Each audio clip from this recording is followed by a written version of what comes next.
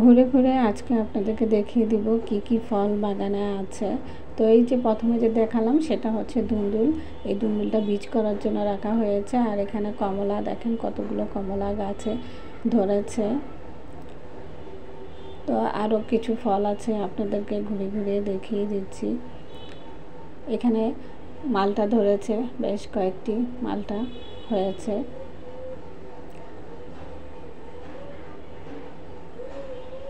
পেয়ারা গাছে একটি পেয়ারা ধরেছে।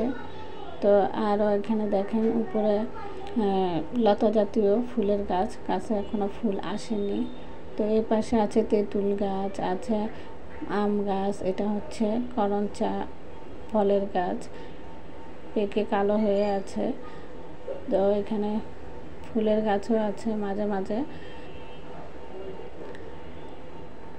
এখানে জলপাই গাছও আছে। তো লেবু গাছ আছে, লেবু ধরেছে। এই যে আমড়া গাছও আছে, গাছে আমড়া ধরেছে। এই যে দেখেন আমড়া ধরেছে।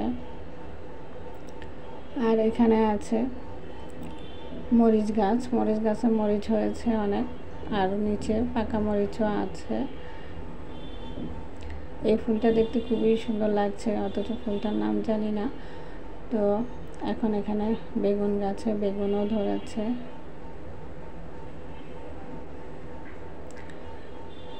এর পাশেও লেবু গাছ একটা আছে, তো লেবু ধরেছে অনেক।